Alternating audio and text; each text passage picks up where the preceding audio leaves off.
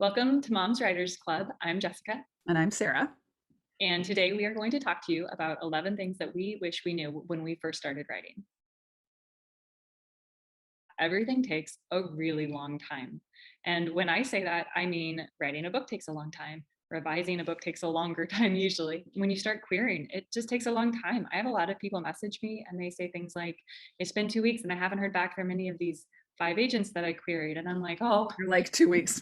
yeah, it might be months and query more than 5 agents. For example, I got agented, I think February 1st is the day that I signed my contract of this year. And now we're past the halfway mark into May and we're still revising my manuscript. And that's pretty typical. Mhm. And I've heard submission can take anywhere from 2 days to a year. So sometimes things just take a long time. And I would have never guessed that as a new writer.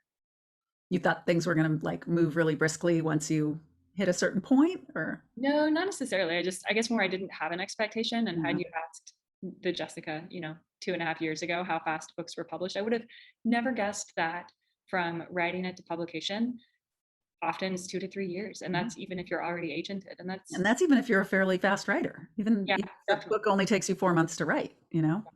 I'm more of the I'm the type of writer where it takes me a year to write a book, probably.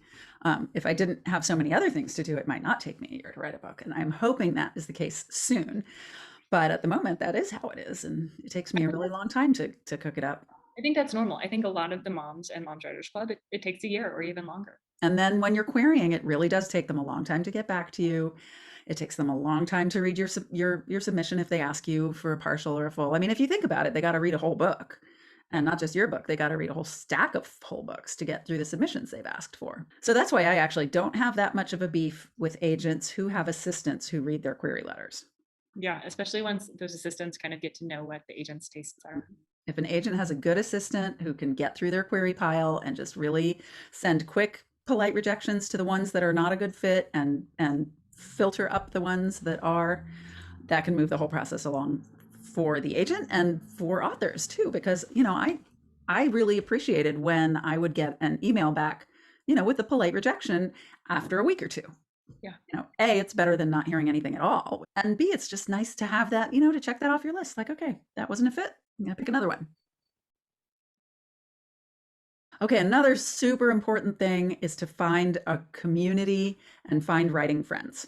So I remember when I went to my very first writing workshop at not Writer's House is the agency. Writer House is my little local Charlottesville nonprofit writing organization. They're so awesome. They're doing all their classes online right now. I'm going to put their link down here because they're really great, super teachers. Anyway, I remember like this is 6 years ago or so when I did my first workshop since like college, which was a long time ago. Um, and I was so freaking nervous. I was like heart pounding, kind of like stomach Why were you nervous? butterflies. I was just nervous as shit for people to read what I wrote. It felt so personal, and It's so hard the first time. and I And had so much invested in it. It was so like I don't know. It was just super high stakes for me, and I'm not like a nervous person. Like I wasn't nervous about the NCLEX. I took the nursing boards. Like I had the flu when I took the nursing boards, and I just I dragged was myself out there and aced it and came home. And but this I was like going to this little writing workshop. I was freaking I out. think I think that it's partially because it's so personal. I remember my first couple of beta readers. It was so scary to send them stuff, and I think a lot of people have reservations about it.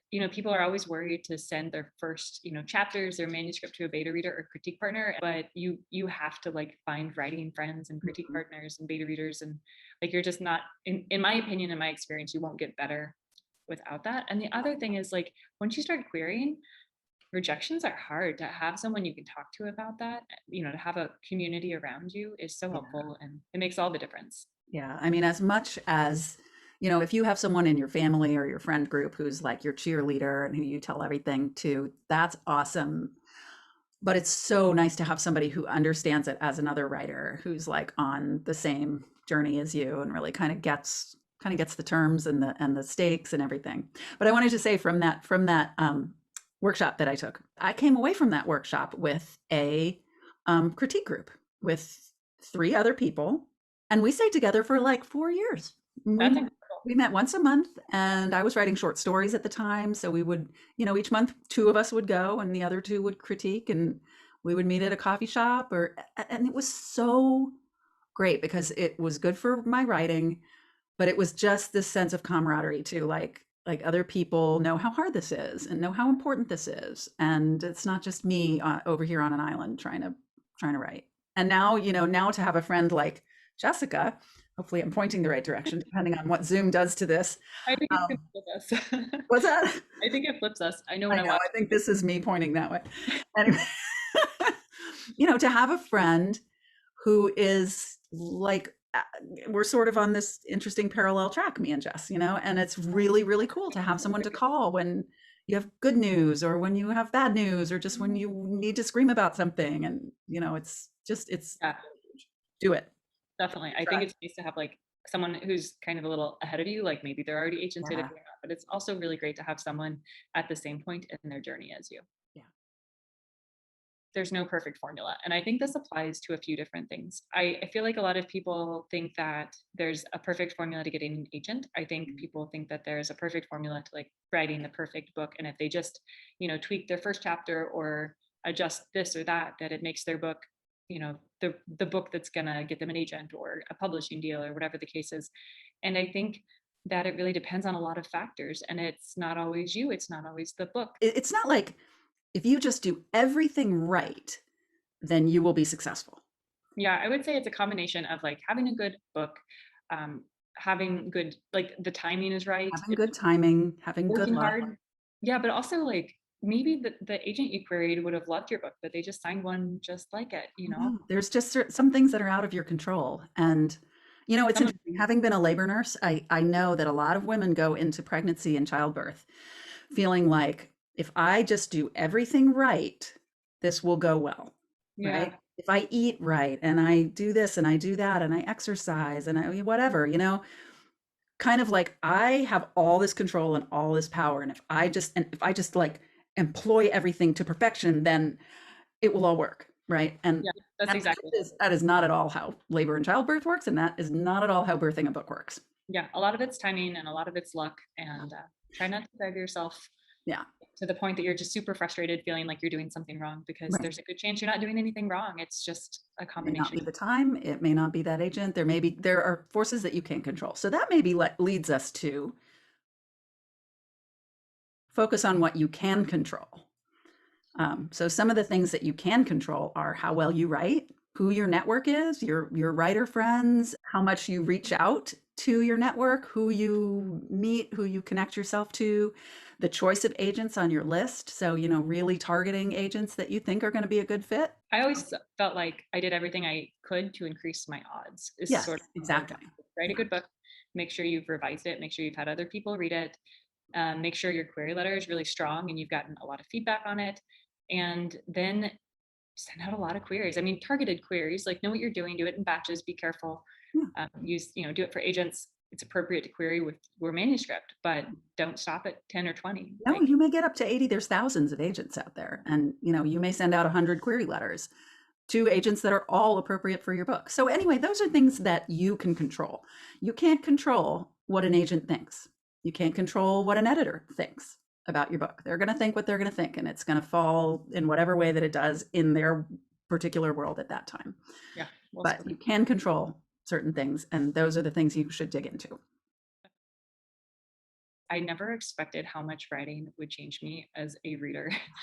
And some of it's good and some of it's just so frustrating Yeah. because some books I love that much more because I am like, wow, that author is a total genius. Yeah. And some books, and they're not bad books, like there's nothing wrong with them. I just like have many more opinions on like every little thing. And I notice when something feels off. Or how would you describe it, Sarah? I know you had something to say about this one. Yeah, I just feel like I can see the man behind the curtain.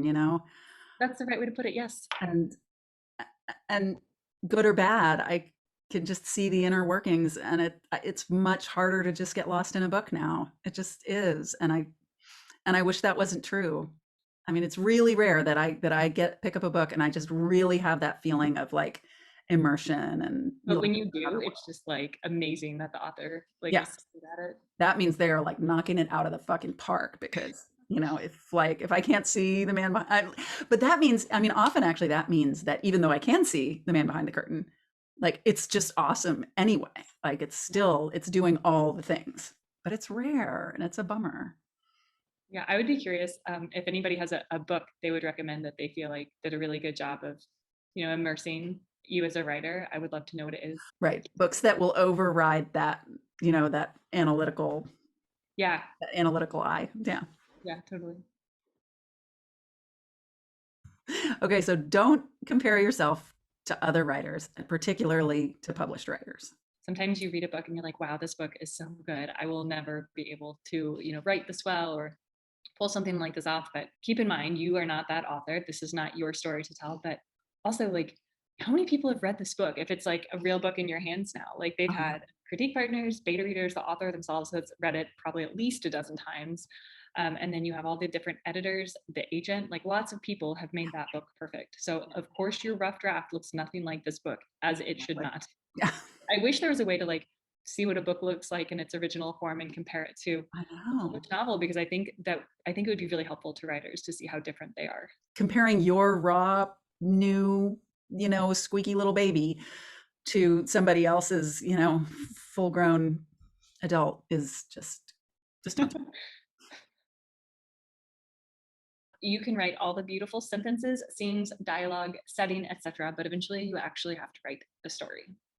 Sorry, this was yours, so you can explain it. This was mine. So I definitely started out writing a lot of really beautiful sentences and a lot of amazing dramatic scenes that had like lots of feeling and lots of voice and everything.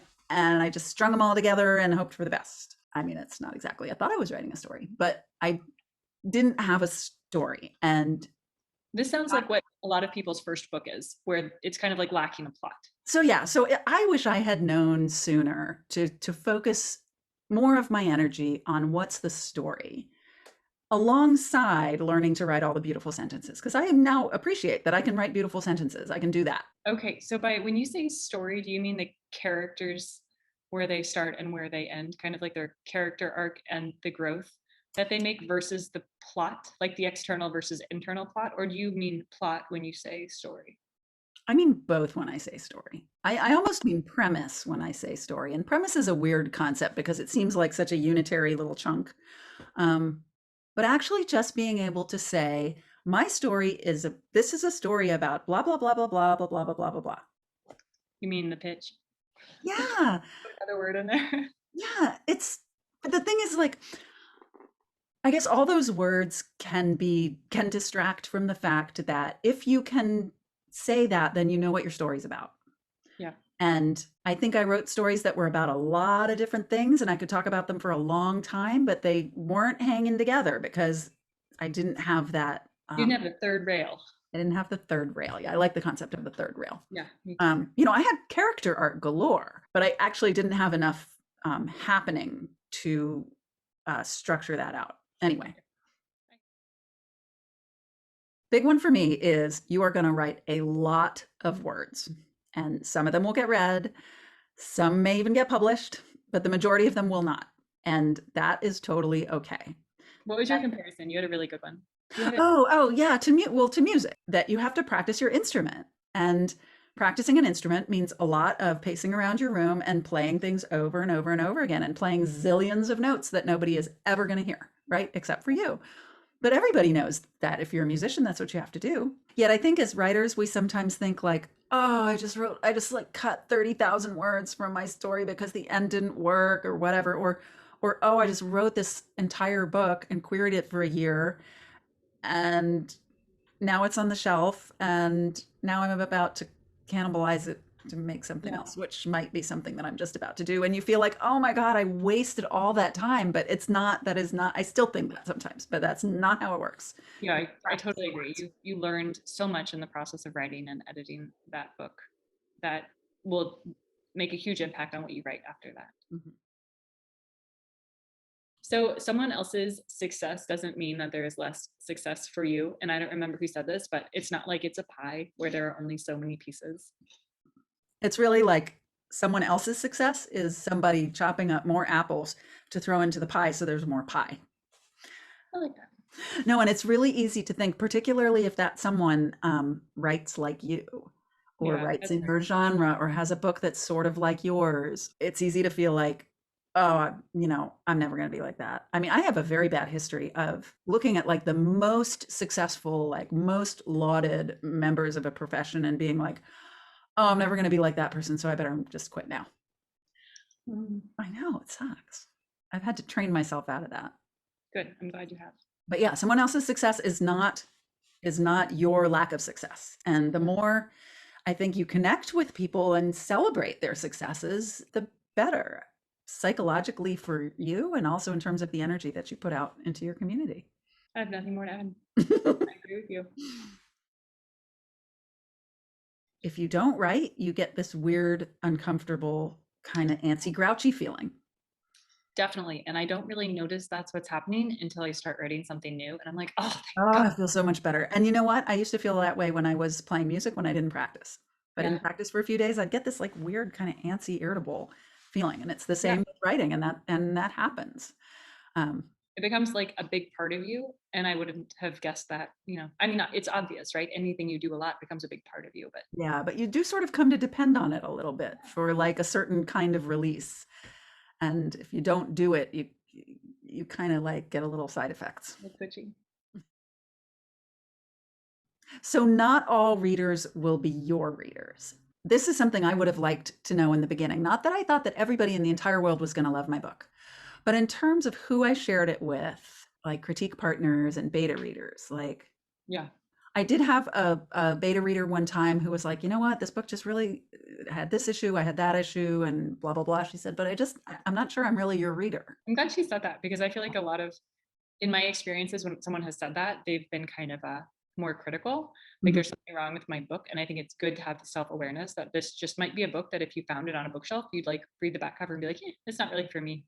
Right, right. And that's important in the beginning because you may not have a huge choice of who you ask to read your book. I mean, there may not be a zillion candidates, and it's good to just be aware of what kind of a reader is this, and is this really your target reader? And Yeah, you know, definitely. Everything's subjective. Same with agents and editors. yeah, They might pass on a book just because it's not for them and it has nothing to do with how good the book is.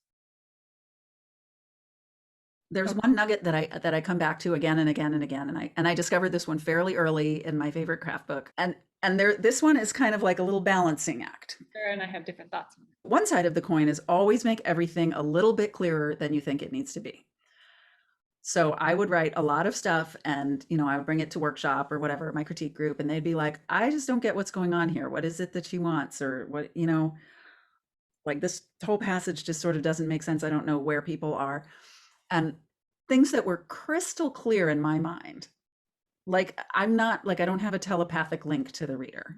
So even though things are totally clear in my mind, they may not be to the reader. So I had to be a little clearer than I thought I needed to be. Now, on the other hand, I would say that you need to trust your reader. And we're writing like thrillers and mysteries. There are times that I've put too much on the page. And some of the feedback I've gotten is, you've already made this pretty clear, or I would have liked to know a little bit less because it would have kind of stretched out the tension more. So I would say it depends on the moment and on your genre and kind of what's going on the page. yeah, what type of a writer you are. And yeah, because I've definitely read books that go both ways, books that where they just keep telling me stuff. I'm like, I know already. Yeah. And then books where I'm like, I don't get what's going on here at all. So those are the things that we wish we knew when we started out. We'd love to hear from you what you wish you knew. Maybe we'll do another one of these at some point with things that we hear from you.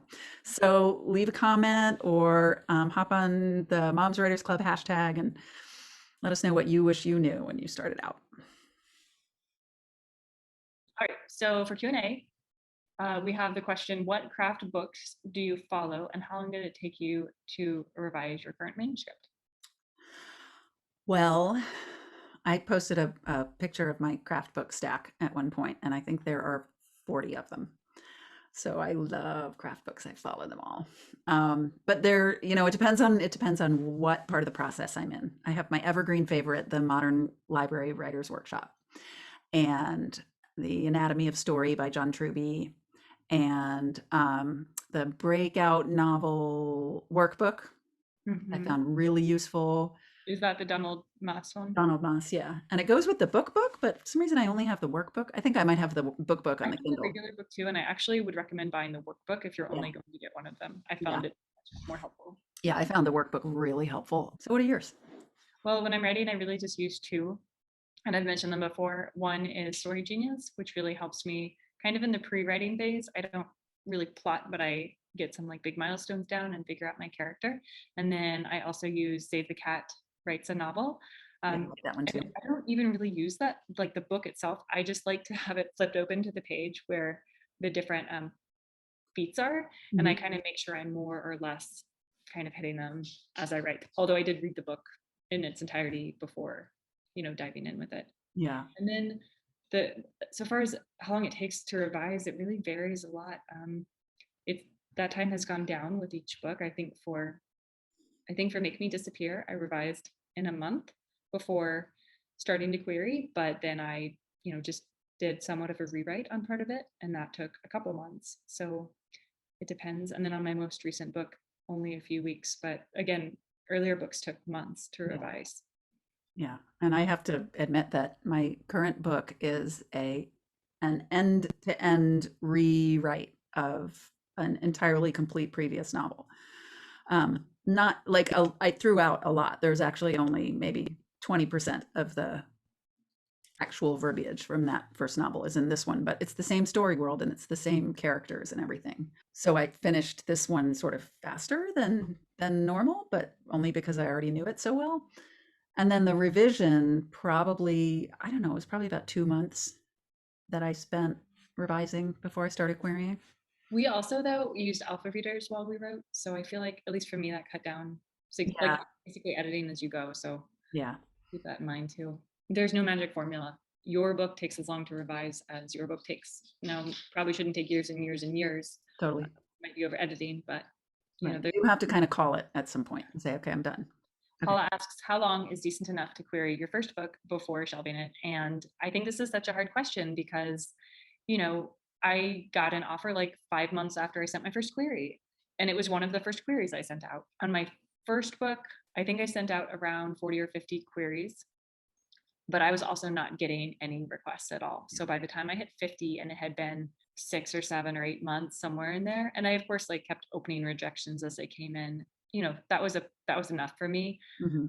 It depends a lot. Like on my fourth book, I had like a 20 to 30% request rate. And the early rejections I got were really positive. That's a lot different than getting 100% rejections. Hmm.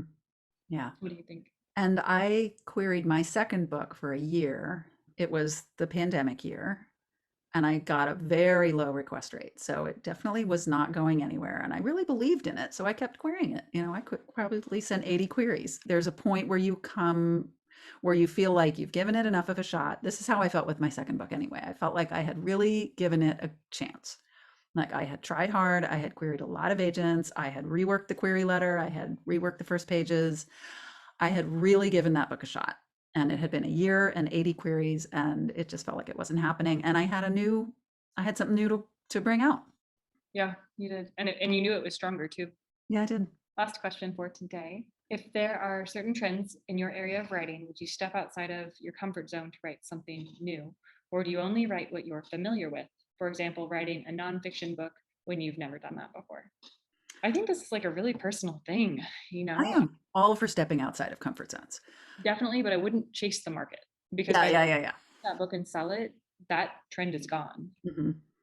I think if it's a thing where you're passionate about something, where you've got this new idea for, a space opera, and you've been writing women's fiction, and that's like where you want to go, and that's what you've got the juice to do, like go for it. You run into issues if you are agented or published. So if you have sold your first book and you are developing a readership, you may not want to try and yank those readers into like some completely other thing. You may want to follow up with something that retains and grows your readership. If you have a 2 book deal, your publisher may expect you to do that and be like, I can't work with this if it's a space opera. So there's that. But then even if you're in that situation and you're passionate about writing nonfiction, you may very well sell that to a different publisher, as Yeah, long and as you you can fulfill choose. your commitments, to do whatever you said you would do. And, before you're published or agented, I'd say write whatever you want, Yeah, write try it. write what you're passionate about. And if you've never done it before, if you're unfamiliar, go learn how to do it. Yeah, totally. I wrote 2 contemporary fantasies before I wrote a thriller, and it was a learning curve, but I'm really glad I did it. I like this genre more. So, yeah, That's where definitely. you were meant to be. And, you had to stretch out a little bit to learn how to do that. But Yeah, now here you are. I am. Okay, I think that's everything we have today. Thanks for joining us. Thank you for sending us questions and comments. It's been really awesome hearing from people and hearing Great. your feedback and the parts of our little chats that have resonated with you. It's really super cool to hear that. Yeah, and please give us a like and subscribe. I know it seems like such a little thing, but it helps us reach more moms who are writers. The way YouTube works is basically people don't see our video unless we get likes and comments and people are subscribing. So we would really appreciate it. You can find me on Twitter at author Jess Payne. And I'm at SarahFinn11. And our every other Wednesday meeting is at 8 p.m. Central Time. And we use the hashtag MomsWritersClub. And then I also added a link below if you're interested in our Moms Writers Club swag. We have coffee mugs, tote bags. I just added shot glasses. I'm trying to add wine glasses per. Oh, wine glasses, very important. I love It's my so hard coffee to get mug. wine glasses on there. I'm not, they sell them, but I can't. Maybe I'm not like 18 plus or something or 21. Maybe. Anyway, thanks for joining us today. See you next time. Bye.